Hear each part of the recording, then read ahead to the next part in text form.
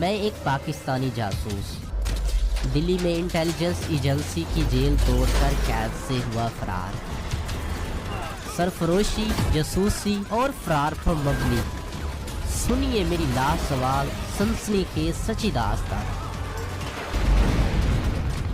جاسوس۔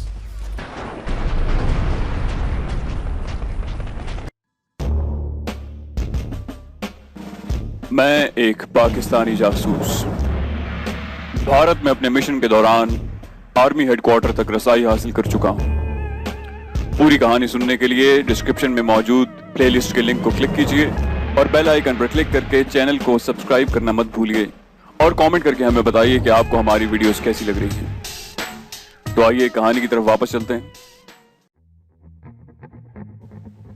اس روز جب میں ہوٹل کے کمرے سے نیچے آیا تو ریسپشن پر میرے لیے آشا کا پیغام موجود تھا۔ اس نے مجھے گھر پر فون کرنے کو کہا تھا۔ میں نے ہوٹل کی لابی سے آشا کو فون کیا، وہ گھر پر ہی تھی۔ اس کی طبیعت ناساز تھی اور جے چند اپنے کاروباری سلسلے میں چندی گڑھ گیا ہوا تھا۔ ڈھیر سارے شکوے شکایتوں کے بعد آشا نے مجھے گھر آنے کی دعوت دی۔ میں نے خود اپنی طبیعت کے ناساز ہونے کا بہانہ بنا کر معذرت کر لی۔ آشا نے بالآخر جب کوئی چارہ نہ دیکھا تو بولی کہ میں آپ سے آپ کی بہتری کے لیے ہی ملنا چاہتی ہوں۔ اس کی یہ بات سن کر میں کچھ پریشان سا ہو گیا۔ بھلا آشا میری بہتری کس طرح کر سکتی تھی؟ میں نے اسے بہت پوچھا لیکن اس نے ایک ہی رٹ لگا رکھی تھی کہ وہ ملنے پر ہی بتائے گی۔ اگلا دن میری مصروفیت کا تھا۔ شام کو یشونت سے ملنا تھا اور اس دوران اپنے ساتھیوں سے بھی ملنا اور سرائے بیرم خان کا پروگرام سیٹ کرنا تھا۔ عام حالات میں آشا کی بات کو اتنی اہمیت نہ دیتا، لیکن دشمن ملک میں ہندو بن کر رہنے اور جاسوسی کرنے والے کو چھوٹی سے چھوٹی بات کو بھی اہمیت دینی پڑتی ہے۔ اور پھر آشا کے تعلقات تو فوج اور سول افسران سے تھے، لہٰذا میں نے آشا سے اشوکا ہوٹل میں 1 بجے اکٹھے لنچ کرنے کو کہا، لیکن آشا نے کہا کہ اشوکا میں سٹاف کے اکثر لوگ اسے جے چند کی بیوی کے طور پر جانتے ہیں، اسی لیے کناٹ پلیس کے ایک چائنیز ریسٹورانٹ میں وہ دوپہر کو 1 بجے ملے گی۔ میں آشا کی اس بہتری والی بات سے خاصا اپسیٹ ہو چکا تھا۔ جب میں ریسٹورانٹ میں پہنچا تو آشا میری منتظر تھی۔ رسمی کلمات کے بعد آشا نے میری بے اعتنائی کے شکوے شروع کر دیے۔ کہنے لگی آپ ملے تو میں سمجھی کہ مجھے میری منزل مل گئی۔ شاید یہ میری بھول تھی۔ بھلا بمبئی کی زندگی سے مانوس آدمی کے سامنے میری کیا وقت؟ میں نے آپ سے یوں ہی اپنی امیدیں وابستہ کر لی تھی۔ آشا کافی دیر تک بولتی رہی اور میں چپ چاپ سنتا رہا۔ میں انتظار کر رہا تھا کہ وہ کب میری بہتری والی بات کرے۔ میں نے محسوس کیا کہ جب تک آشا کو پر امید باتوں سے رام نہ کر لوں وہ مجھے کچھ نہ بتائے گی۔ میں نے آشا کا ہاتھ اپنے ہاتھوں میں تھام لیا اور محبت بھرے لہجے میں بولا، دیکھو آشا، انسان میں کچھ اچھائیاں اور خامیاں ہوتی ہیں، اور میری خامیوں میں ایک سب سے بڑی خامی یہ ہے کہ میں اظہار محبت میں الفاظ کا سہارا لینے میں ہمیشہ ناکام رہتا ہوں۔ میں نے تمہیں شاید پہلے بھی بتایا تھا کہ جس لڑکی سے میں محبت کرتا تھا اس سے بھرپور اظہار محبت نہ کر سکا، جس کے نتیجے میں وہ کسی اور کے ساتھ چلی گئی۔ اس لڑکی کے بعد میرا جیون بہت خالی رہا۔ جب تم ملی تو میں سمجھا کہ میرے جیون میں شاید پھر بہار آ جائے، لیکن تم شادی شدہ ہو، تم کیسے میری جیون ساتھی بن سکتی ہو؟ اور میں فطرتاً بہت پوزیسو ہوں۔ اگر تم میری بیوی ہوتی تو میں تمہارے بغیر کسی کلب یا پارٹی میں نہ جاتا اور تمہارے سوا کسی کے ساتھ نہ ناچتا اور نہ ہی تمہیں ناچنے دیتا۔ یہ ایک ناقابل تردید حقیقت ہے کہ عورت کی سب سے بڑی کمزوری اس کا کسی مرد کی زبان سے اپنے لیے اظہار محبت اور اس کے حسن کی تعریف سننا ہی ہے۔ میں اسے مختلف شعر سناتا گیا اور آشا کے ہاتھ کی گرفت میرے ہاتھوں میں مضبوط ہوتی گئی۔ میں نے کہا، دیکھو آشا، میرے جذبات اور خیالات کی راہ میں تمہاری زندگی کے لمحات کس بری طرح حائل ہیں۔ تم آج ایک مرد کی بغل میں ہوتی ہو تو کل دوسرے کی باہوں میں، کبھی شوہر کے ساتھ اور کبھی دوستوں کے ہمراہ۔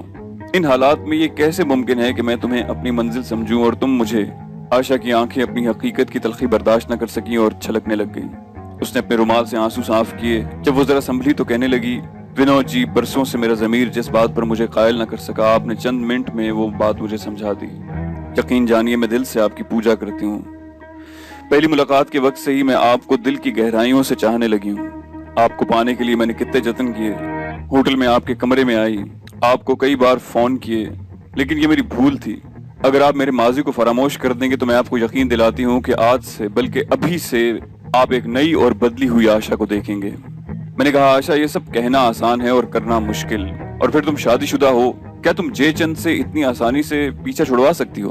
آشا کہنے لگی، یہی تو بتانے کے لیے میں نے آپ کو یہاں بلایا ہے۔ جے چند نے MES کے ایک بریگیڈیئر سے ایک بہت بڑا ٹھیکہ انتہائی کم ریٹ پر کر لیا ہے اور بریگیڈیئر کو 25 لاکھ روپے رشوت بھی دی ہے۔ इस ठेके के हुसूल में एक मिनिस्टर भी शामिल है जिसका ठेके से हासिल होने वाले मुनाफे में आधा हिस्सा है। मेरे पूछने पर आशा ने बताया कि उसके पास एक छोटा टेप रिकॉर्डर है जिस पर उसने जयचंद, ब्रिगेडियर और मिनिस्टर की सारी गुफ्तगू रिकॉर्ड कर ली है। क्योंकि कॉन्ट्रैक्ट के सिलसिले में ब्रिगेडियर, मिनिस्टर और जयचंद की मुलाकातें जयचंद के आलीशान बंगले में ही होती थीं, मैंने कहा, आशा, तुमने कल मुझे मेरी बेहतरी का कहा था, भला इस ठेके के अंदरूनी हालात जानने से मेरी क्या बेहतरी हो सकती है? आशा ने बड़े मासूमाना अंदाज से कहा, क्या मैं आपकी बेहतरी नहीं?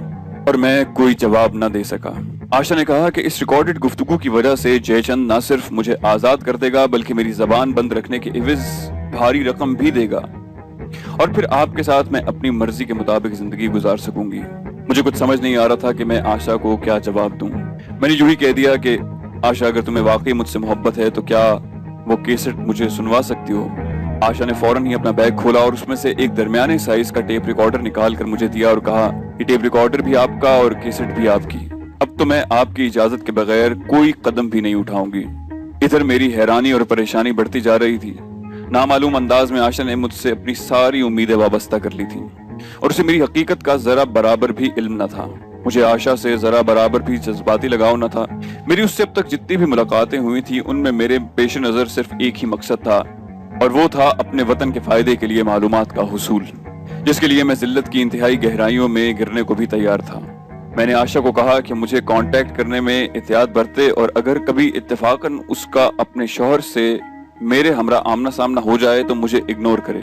जवाबन आशा ने कहा कि अब वो अपने शौहर या किसी दूसरे के हमरा कभी बाहर नहीं जाएगी, लेकिन मुझे हर रोज फोन करेगी और ये कि मैं हर दूसरे तीसरे दिन उससे जरूर मिलूं।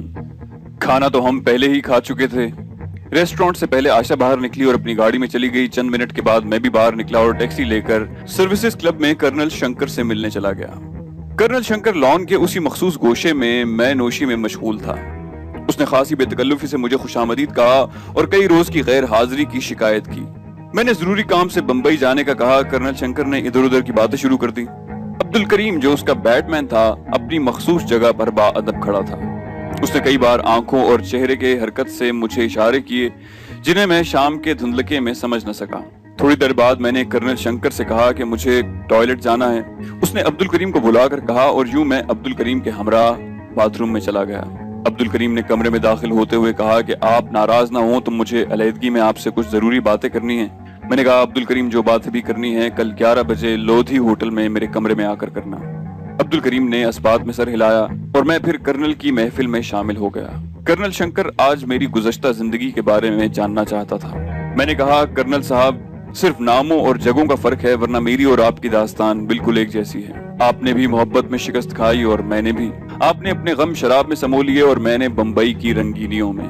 लेकिन ये कमबख्त दिल है कि संभलता ही नहीं। तन्हाई में दिल के जख्म फिर से रसने लगते हैं। कर्नल मुझसे तफसील सुनना चाहता था।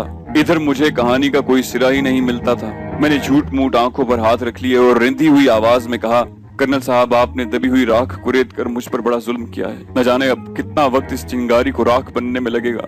आप तो फौजी हैं, जज्बात पर काबू पा सकते हैं, लेकिन मेरे लिए ये बड़ा मुश्किल है। मैं अब इजाजत चाहूंगा। ये कहकर मैं उठ खड़ा हुआ। कर्नल ने मुझे कई बार बैठने के लिए कहा और आखिर में खुद खड़ा हो गया, लेकिन मैंने ऐसी एक्टिंग की कि कर्नल भी चकरा गया। मैं करीबन रोते रोते उससे रुखसत हुआ। दूसरे दिन ठीक 11 बजे रिसेप्शनिस्ट ने मुझे अब्दुल करीम की आमद की इत्तला दी। मैंने उसे कमरे में बुला लिया।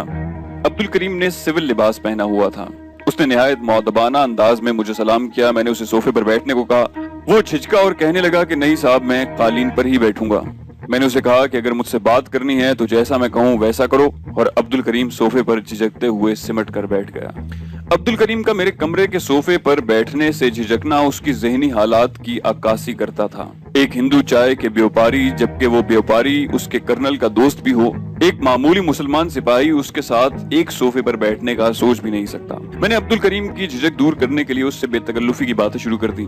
उसके लिए ठंडे मशरूब मंगवाए और जब कुछ देर के बाद अब्दुल करीम नॉर्मल बिहेव करना शुरू किया तो मैंने उसे पूछा कि क्या जरूरी बात करनी थी। अब्दुल करीम ने अपने हवास को मुज्तमा करते हुए कहा कि वो जिल्लत सहते सहते अब बिल्कुल बेहाल हो चुका है और वो इस सूरत हाल को मजीद बर्दाश्त नहीं कर सकता। वो तकरीबन रोते रोते मेरे पाँव में गिर गया। मैंने उसे फौरी उठाया और सोफे पर बिठा दिया। हिंदू अफसरों की गालियों और रवैये से ये मुसलमान सिपाही इतना मायूस हो चुका था कि मुझे मोम करने के लिए हिंदू रस्म रिवाज के मुताबिक उसने मेरे पाँव छूने चाहे। वो रोते हुए बोला कि मैं घुट घुट कर मरने लगा था। आपके रवैये ने मुझे ढारस दी है, आपसे बात करने का हौसला हुआ। आपकी कर्नल साहब से गुफ्तगू से मुझे ये मालूम हुआ कि आपका बम्बई में चाय का कारोबार है। खुदारा मुझे यहाँ से बम्बई ले चलिए, मैं जिंदगी भर आपकी खिदमत करता रहूंगा और आपको कभी मुझसे कोई शिकायत का मौका नहीं मिलेगा। मैंने अब्दुल करीम को फिर दिलासा दिया और कहा कि मैं तुम्हारी हर मदद करने को तैयार हूँ और मैं तासुब भी नहीं रखता, लेकिन फौज से भाग कर जाने की वजह से तुम डिजर्टर हो जाओगे, यानी एक मफरूर फौजी बन जाओगे। पुलिस तुम्हें तलाश करेगी और अगर तुम पकड़े गए तो लंबे अरसे के लिए जेल चले जाओगे और दूसरी सूरत में तुम्हें सारी जिंदगी मफरूर की हैसियत में गुजारनी पड़ेगी। पुलिस तुम्हारे रिश्तेदारों को वक्त बेवक्त तंग करती रहेगी। ये कहकर मैं खामोश हुआ और थोड़े वक्फे के बाद उससे कहा, तुमने अच्छी तरह से देख लिया होगा कि हमारे मुल्क में मुसलमानों के साथ कैसा सलूक होता है। मैं बहुत खुले दिल का आदमी हूँ और अपने धर्म की तंग नजरी से बहुत नाला हूँ। बम्बई में मेरे अक्सर दोस्त मुसलमान हैं और उनसे मजहबी गुफ्तगू के दौरान इस्लाम की वुस्सत नजर और फरासत का कायल हो चुका हूँ। एक आध समाजी मजबूरियां हैं जिनकी वजह से अभी तक खामोश हूँ, वरना मैं कब का इस्लाम कबूल कर चुका होता। मेरी ये बात सुनकर अब्दुल करीम की बाछें खिल गईं और वो मुझे इस्लाम की खूबियां बताने लगा। मैंने उसे टोक कर कहा कि मैंने इस्लाम का बहुत गहराई से मुताल्ला किया है, लिहाजा तुम इस मौजू को छोड़ो और अपनी बात करो। तुम एक अच्छे और शरीफ खानदान के फर्द हो और हालात का शिकार हो। मैं तुम्हारी भरपूर मदद करने को तैयार हूँ, लेकिन उसके लिए तुम्हें मुझसे अपनी वफादारी का सबूत देना होगा। मेरे पूछने पर उसने बताया कि वो अंग्रेजी तो नहीं लेकिन हिंदी और उर्दू लिख सकता है। मैंने उससे कहा कि मुझे एक ऐसे आदमी की जरूरत है जो वो सब कुछ लिख सके जो उसके जहन में हो। तुम यूं करो कि अपने कर्नल के ख्यालात, जज्बात और काम के मुतालिक जो कुछ भी तुम्हें मालूम है वो लिख दो। मैं 3-4 रोज के बाद तुम्हारे कर्नल के पास जाऊंगा और वहीं पर मौका देखकर तुम अपनी तहरीर मुझे दे देना और ख्याल रखना कि तुम्हारे कर्नल या किसी और को भी इस बात का इल्म न होने पाए। मैं तुम्हारी तहरीर से ये अंदाजा लगा लूंगा कि तुम मेरे कितने काम के आदमी हो और उसके बाद ही मैं तुम्हारे मुतालिक कोई फैसला कर पाऊंगा। अगर तुम मेरे इम्तिहान में पूरे उतरे तो तुम्हारी सोच से भी बढ़कर मैं तुम्हारा साथ दूंगा। गर्ज ये कि इस तरह की उम्मीदों बीम की बातों के बाद मैंने अब्दुल करीम को 500 रुपए दिए और उसको इज्जत के साथ रुखसत कर दिया। उसके जाने के बाद मैंने आशा की दी हुई केसट कई बार सुनी।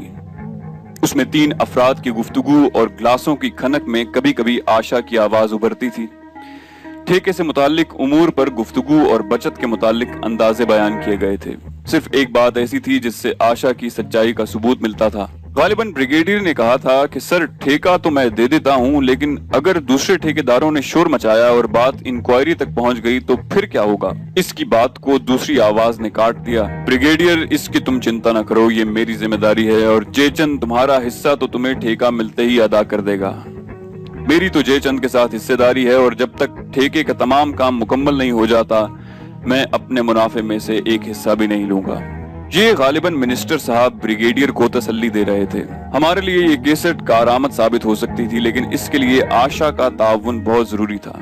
अगर वो हमें ठेके की तमाम तफसीलात मुहैया कर सकती तो फिर जयचंद के अलावा ब्रिगेडियर और मिनिस्टर को भी हम काबू में कर सकते थे।